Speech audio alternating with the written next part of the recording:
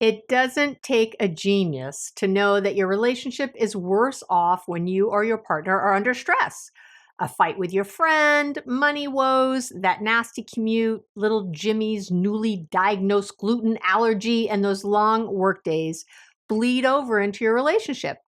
The research shows that the more frustrations and issues people had outside the home, the more stress they had in their relationship, and the less satisfied they felt with it.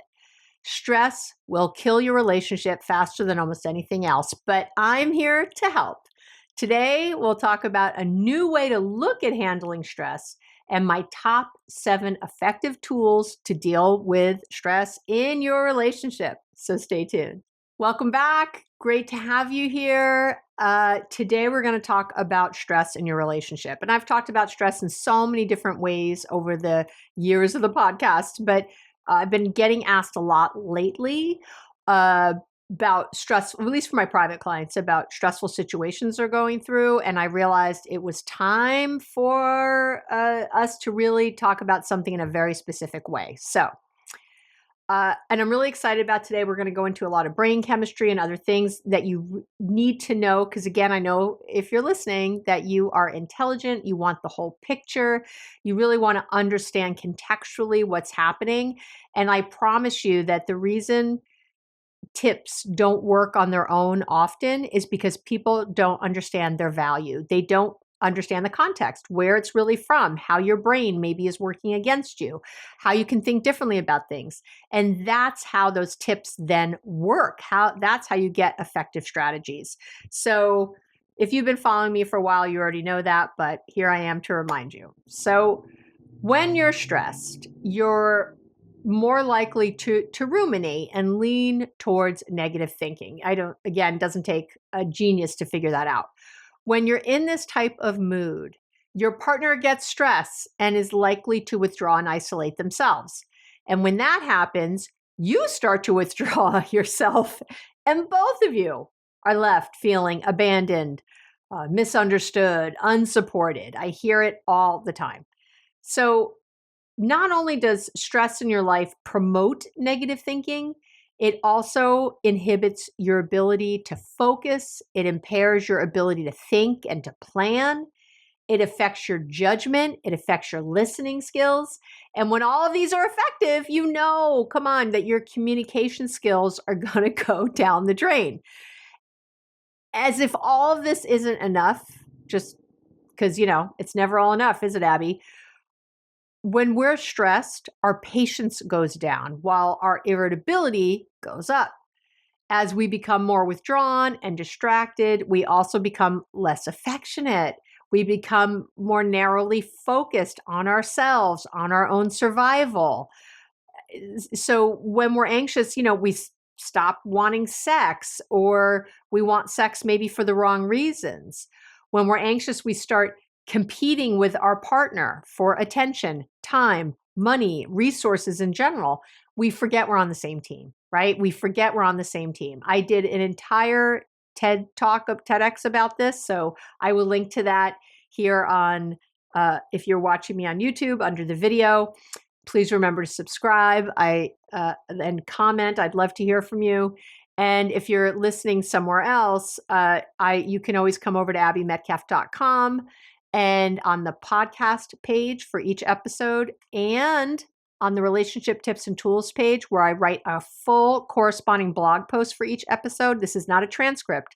It is a full blog post. So it's edited and nice and easy to read and short. I have all the links to all the research I'm going to mention. I have all the links to the TED Talk and anything else I might talk about. So you can find everything really easily. Okay. And so when you're not treating your partner like a shared resources in like knowing that you're on the same team, when you're not competing and keeping score, your stress is going to have a whole new level. But when you are doing those things, you're going to be able to get through things much easier. But when you are keeping score, when you are acting like you're in competition with your partner, your partner becomes the enemy before too long. Of course, it's going to work that way. And that's when we get into huge, huge problems.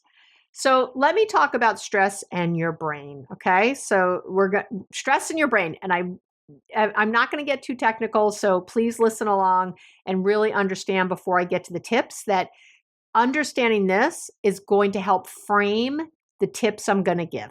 Okay. So, there's a really famous researcher and author, Dr. Robert Sapolsky, and he's at Stanford University. If you haven't read, Why Zebras Don't Get Ulcers and his other 27 well-researched books, maybe do, but I'm going to try to pull out some of the good points for you. He talks about how chronic stress also affects your nervous system, and it actually kills neurons in your hippocampus, which is part of your brain's limbic system, which is linked to memory and learning. So it's really how you learn.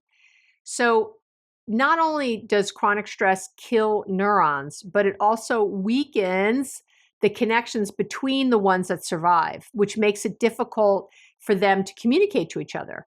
And that impairs the formation and the retrieval of long-term memories. So when you're having a fight with your partner, what happens is because these connections are weakened and because it actually the stress hormones like cortisol, adrenaline, they literally shrink and shrivel the hippocampus, this learning part of your brain, this place in your brain where memories are stored.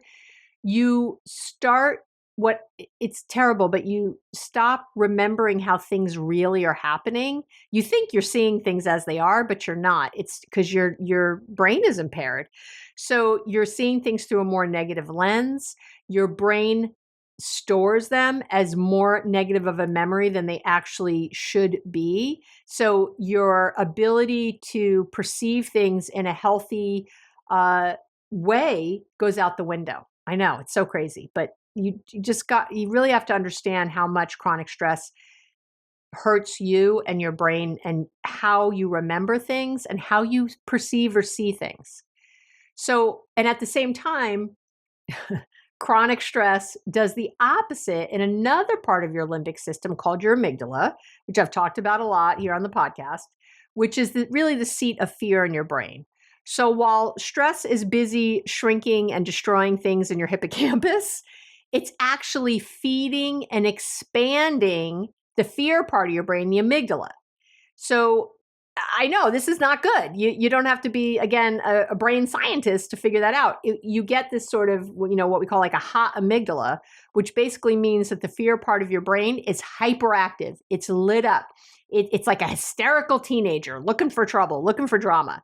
So when you're stressed, you'll notice negative crap happening way more. And you're less able to stop yourself from reacting badly to those things. And you end up impatient and not giving your partner the benefit of the doubt, or anybody else for that matter. You end up more irritable, more hostile. So arguments are way more likely to happen or to get really big really quick.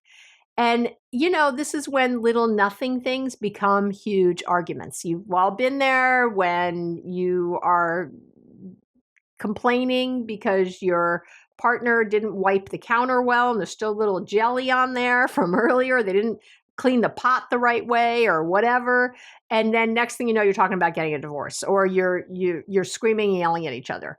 That's how this happens. That's how that boils over. So all of this is also the reason why your libido has left the building and your sex life has has gone out the building with it. It's gone out the window with it. So the answer is in when your amygdala is turned on, right? It is, how do I want to say this? The answer is instead of having this fight, flight, or freeze response, there's another response called tend and befriend. Okay, so let me explain this because this is, again, this sort of new way of looking at stress so that when I give you the tips, it makes more sense. When your brain's amygdala is turned on, it ignites that fight, flight, or freeze response. Okay, so if you're feeling triggered for some reason, you will fight with your partner, you will somehow avoid the conflict altogether, or you'll sit there and do a yes dear. Okay. You'll even agree with what they're saying just to make the conversation end and then there's no even idea that you're going to follow through on whatever was said. Okay. You're just, you're just saying yes. Okay. So what you'll so or you might become the freeze response also shows up as like passive aggressiveness, procrastinating, right? Doing nothing at all. I just want to say that. Okay. So all three of these responses leave us feeling, resentful, irritated, numb, overwhelmed, hopeless. The stress never seems to go away.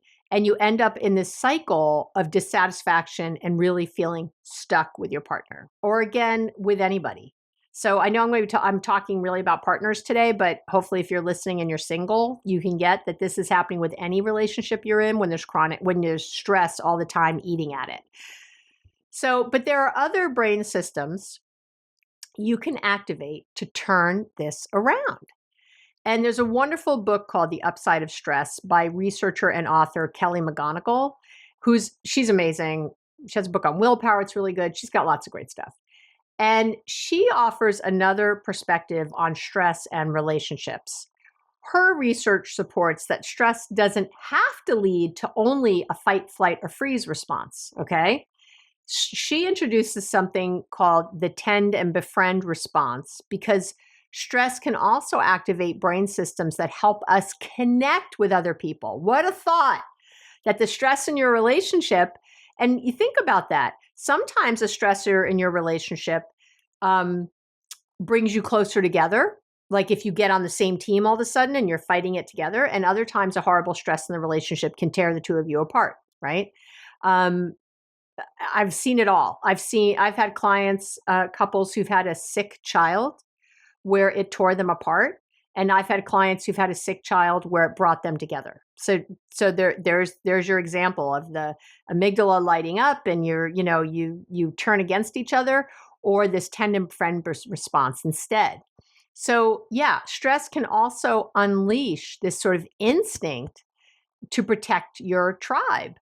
And McGonigal's, in her book, she says that this instinct sometimes expresses itself differently in men than it does in women, but the two sexes share it. So in times of stress, both men and women have been shown to become more trusting, generous, and willing to risk their own well-being to protect other people. And you've had this in your life, probably rarely. I hope not, but if you're listening, it's probably not been common, but there have definitely been times of stress when there's this way that you come together. It may be at work even, or with your mom or someone else. There's a way that happens. So why would stress lead to support and caring is probably your next question. But from an evolutionary point of view, the tend and befriend response, it really evolved to make sure we protected our children. So that's where it's from. The critical thing a parent needs is the willingness to put their own lives at risk, right, for their kid. And we will. As a parent, I will tell you, we will. We need to be able to, as a parent, you have to be able to reduce that kind of fear response and increase hope, right? For, survival back in the day, but just hope in general now. So the best way to get a handle of the tend and befriend response is to talk about really how it affects three particular areas of your brain, okay? And I'm going to give it to you the way McGonigal lays it out. And again, this is all going to help as we talk about the bigger picture of our tips, all right? So first, there's what she calls the social caregiving system of the brain. And this area is controlled by oxytocin, which you've probably heard of before. I know I've mentioned it on the show before. You've probably heard of oxytocin in relationship to childbirth. It's a hormone and a neurotransmitter, and it's released to help us bond with those screaming, annoying babies, okay? And so whenever this system is activated, you want to bond or be close to other people. You feel more connection, empathy, and trust with those around you. And here's the super important kicker. This network, when oxytocin and this whole network is in your brain is lit up, it hampers, it really undercuts your brain's fear centers. So I know, it's really great. Oxytocin is like taking a little Valium. It eases stress, it instills good feelings, you get all this great stuff. And oxytocin is also really, it's really when we touch other people. And certainly we get a lot from skin on skin touch, but, sex, obviously, but even just touch of any kind. releases oxytocin. If you're tickling your partner or your kids or anybody, you're getting oxytocin. It's all part of that beautiful bonding. All right, so the second way your brain is affected is through the reward system, which releases a different neurotransmitter. This one is dopamine. When your reward system, when that gets activated, it increases your motivation and again, tamps down your fear response. Isn't that great? So when your stress response includes this rush of dopamine, you feel optimistic about your ability to any ability, but especially to do something meaningful and to have a meaningful connection. Dopamine also primes your brain for physical action, right? So making sure you don't freeze under pressure, making sure you don't just stop if a lion is chasing you, because this is a very old system. And lastly, there's an attunement system, and that's propelled by the neurotransmitter serotonin. So when this system gets turned on, you get a perception and intuition and really a self-control boost. And it makes it easier to understand what's really important, what's really needed in a situation. And obviously that's critical when you're having, a life or death argument about if the toilet seat should be left up and down, right? So anyway, but if you're thinking more clearly in these ways, your reactions, your words, and your behaviors, they're going to be more thoughtful, more moderate, and there's a better chance of connection and resolution there, right? I mean, it doesn't take a rocket scientist. And McGonigal says in her book, that the tend and befriend response makes you social, brave, and smart. I loved how she said that. That response makes you social, brave, and smart. And it provides the courage, it provides the hope we need to propel us into action, right? And helps us act use the tools Abby taught you, all that. It's really great. And so imagine having all of this in times of stress instead of just, I'm going to fight with my partner, I'm going to conflict avoid, or I'm going to be passive aggressive. So, yeah. And here's to me what's really super cool. Although this whole, tend and befriend response evolved to make sure we protect our kids, right? Anytime you help someone else, it activates it. Anytime you help someone else. So when you love and support your partner or anyone, or your mom or your dad or your work colleague, it triggers this biology of bravery, of smartness. It creates hope.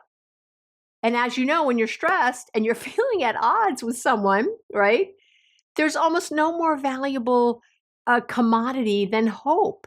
So instead of trying to withdraw and escape, you want to connect, you want to lean in, and that's where the hope is. Anytime you're feeling hopeless or frustrated or helpless in your relationship, doing something to actively support your partner will help motivate you and help you be more optimistic about your future. And if you don't even listen to another second of the podcast, get that. And you know me, I'm always combining the science, the research with the action. But if you don't understand what's truly, if people are just telling you, oh, do something nice for your partner, you're like, screw my partner, I'm pissed, or whatever. You don't, but when I know when you understand really how your brain works and what will start to help you get better, I know in that first moment, you don't want to help your partner. You're pissed at your partner. You don't want to support them. You're stressed. You're like, who's helping me? I'm stressed. I need help. But what happens when you start to do this, the brain chemistry takes over and helps you turn the ship around. Okay? Do you get that?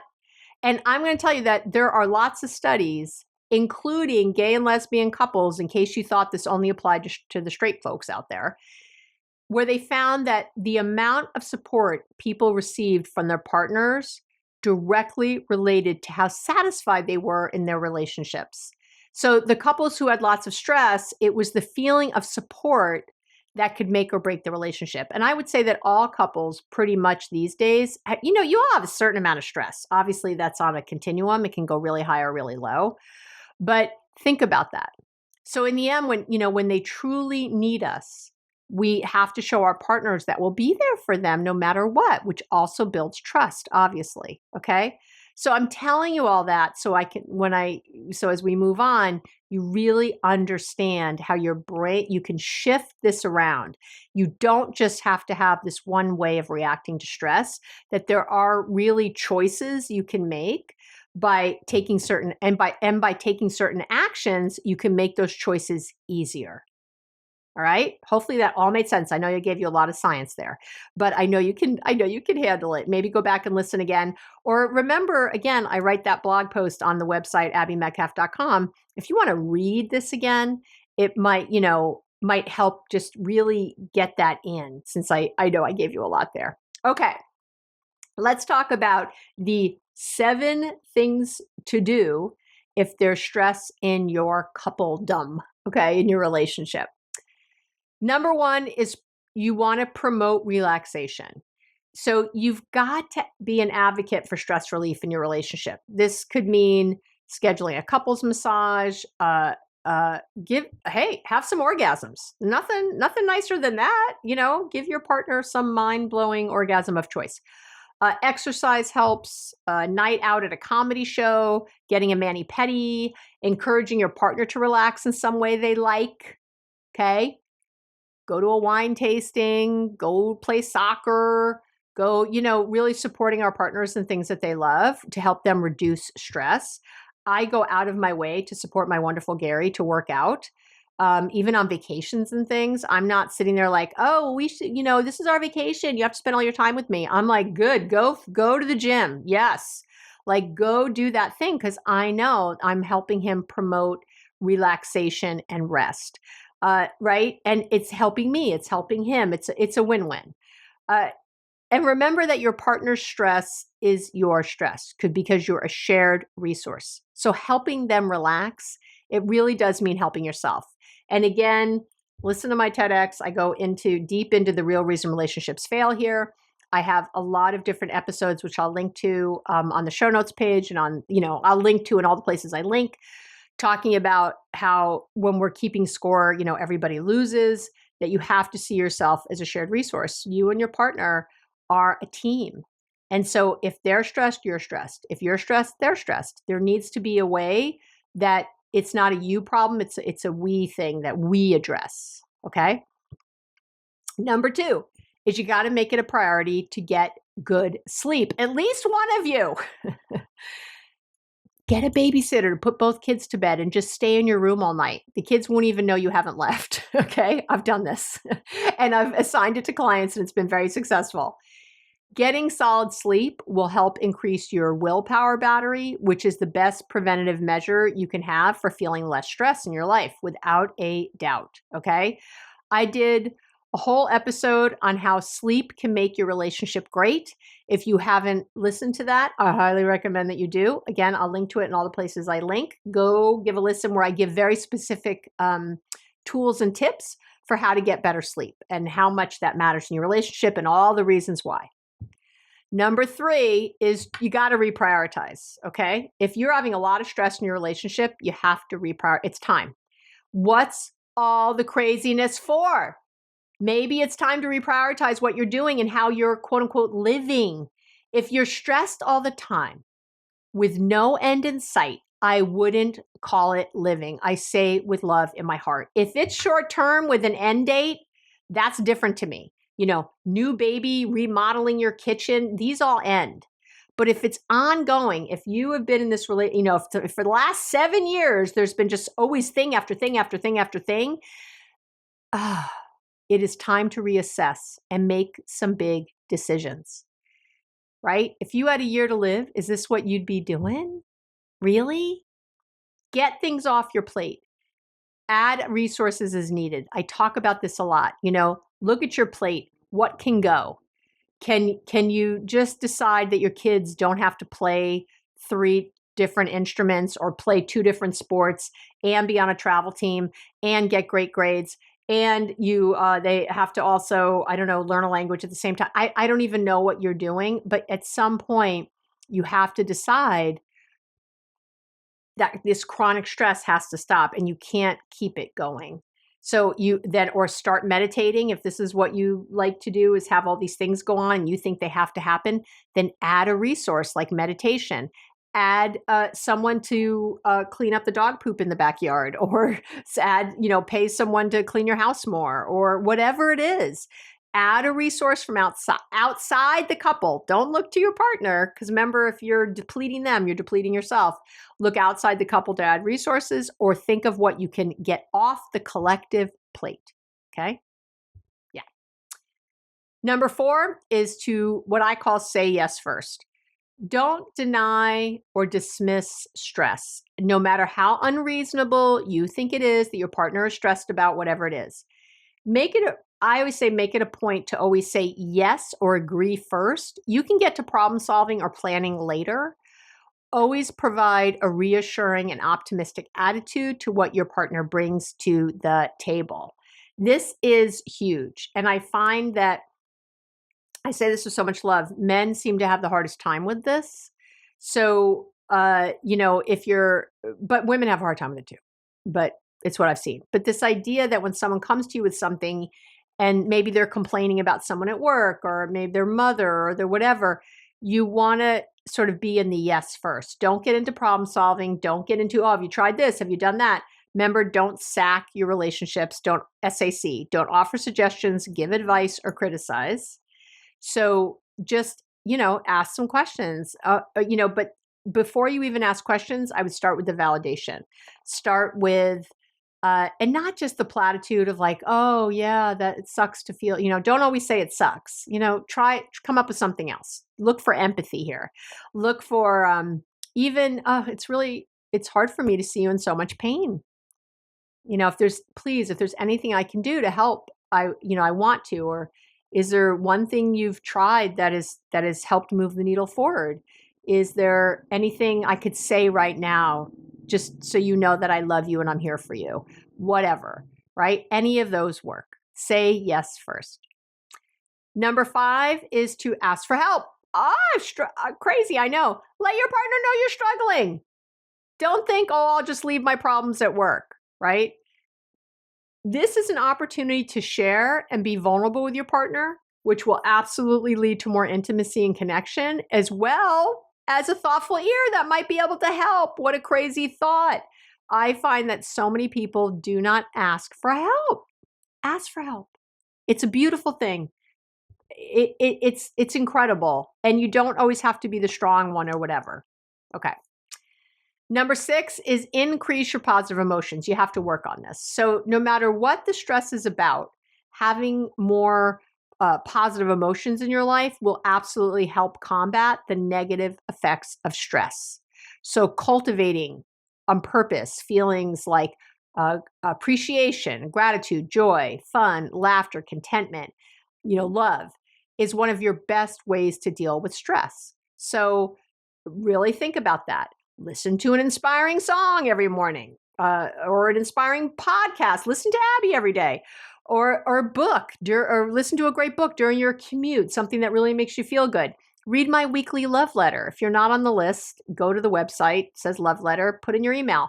Once a week, I send out just a love from me to you, a little story, a little inspiring something to help you in your week. I'm not going to bombard you with emails. You get one a week. I don't sell anything. It's just me giving you some love, okay, to try to help you stay inspired during the week. Have everyone share a win at dinner every night. Take a walk after dinner. Play a fun game with your friends or your family or your partner. Take that pottery class you've been putting off. Join a team.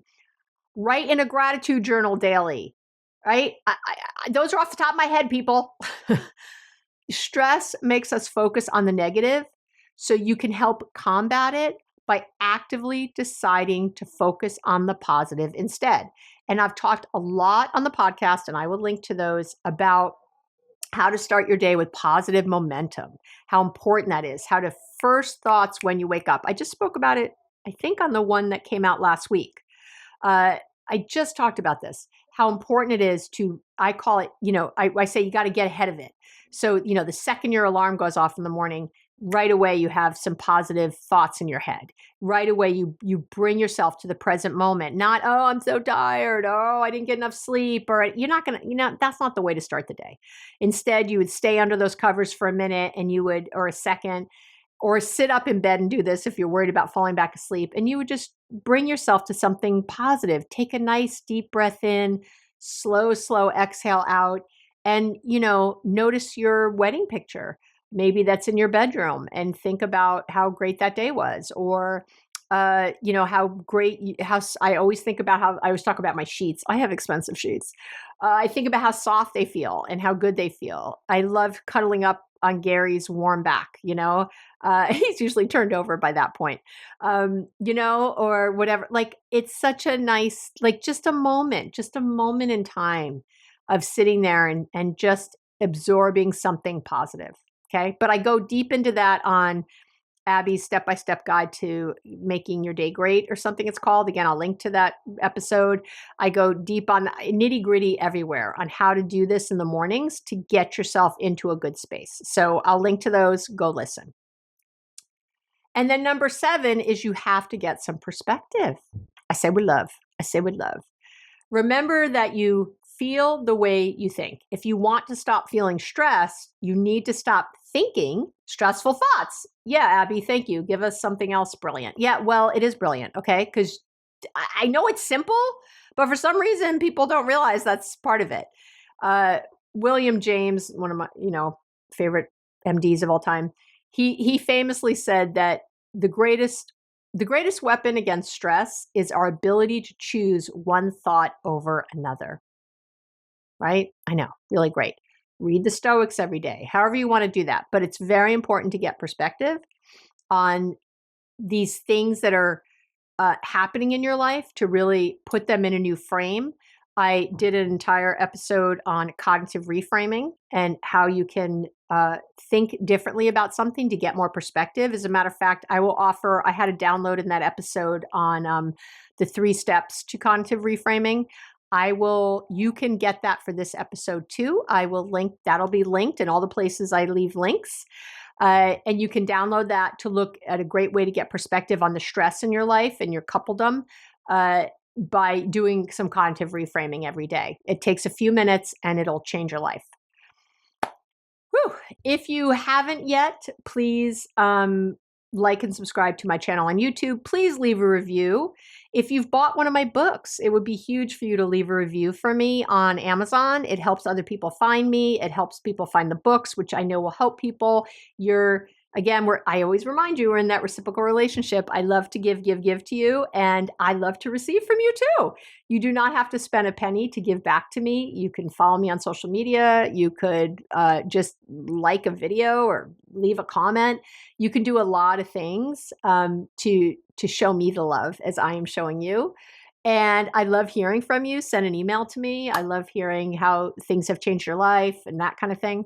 Remember, you can always, if there's a topic you'd like to see me cover, you can comment under the videos on YouTube, or you can send me an email at abby@abbymedcalf.com. Couldn't get easier. You can go to the website too, under the contact page, and put it in there and I'll get it.